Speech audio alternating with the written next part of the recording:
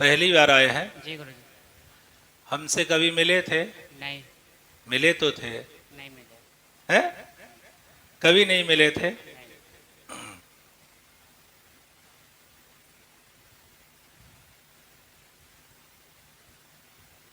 बोलिए खप्पर वाली मैया की जय।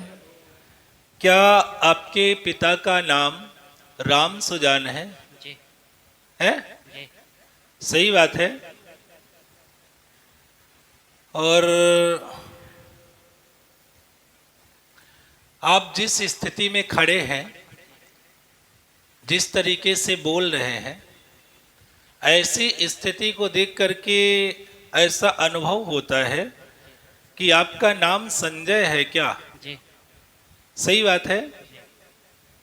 अच्छा, अब रामकली किसका नाम है? रामलली। रामलली किसका नाम है? अच्छा, आपका नाम है रामलली, आपका नाम है। अच्छा, आपकी स्थिति को देख करके ऐसा लगता है कि आपके सिर में दर्द टाइप का बनता है। जी। सही बात है। हाँ। और आपके यहाँ जो हमें अनुभव हो रहा है, तो कुछ ना कुछ समस्याएं बनती ही रहती होंगी। घर में एक न एक समस्या बनती रहती होगी। और तबीयत में भी, रामलली के भी तबीयत में सुधार नहीं रहता, तबीयत खराब ही रहती है। जी। कुछ ना कुछ समस्या आपके घर में बनी ही रहती है। जी। और सबसे बड़ी बात होगी कि आर्थिक स्थितियां माने विपरीत होती जाती होंगी। आर्थिक स्थिति में सुधार नहीं होता होगा। जी। मेहनत तो करते होंगे, लेकिन मेहनत जितनी आप करते हैं उसमें आपको सफलताएं नहीं मिलती होंगी। जितना मेहनत करते हैं, जितना परिश्रम करते हैं, उस परिश्रम के आधार पर आपको लाभ या फल नहीं मिलता। क्या सही बता रहे हैं? जी। एक न एक समस्या आपके घर में बनी रहती होगी। आपका नाम संजय होगा, राम सुजान होगा। सही बात है? जी गुरुजी। गलत तो नहीं बता रहे हैं? नहीं।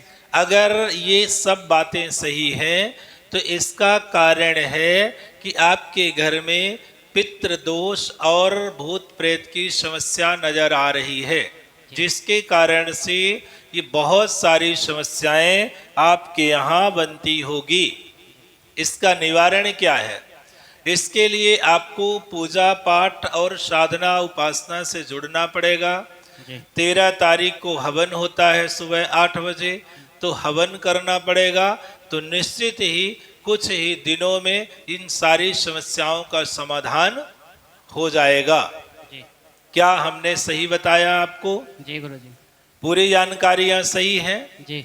चलिए, अच्छी बात है। बढ़िया, माता जी का पूजा पाठ करना शुरू कर दीजिए।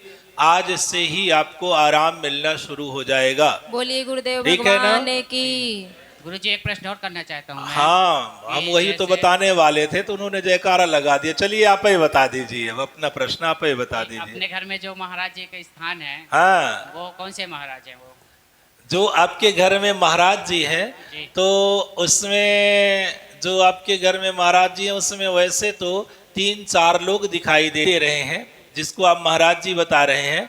क्या वो सिद्ध महाराज के नाम से बैठाए गए हैं? क्या वो सिद्ध महाराज के नाम से उनको चबूतरा दिया गया है? जी। जी। सही बता रहे हैं, गलत बता रहे सही हैं? है। फिर तो उसके बाद की ही बात बता रहे हैं ना, 10-15 साल पहले की बात ही तो बता रहे हैं। जब वो गर्दन खत्म हुआ था, जब लोग हम लोग का जन्म भी नहीं हुआ था। अच्छा, चलिए, कोई बात नहीं है।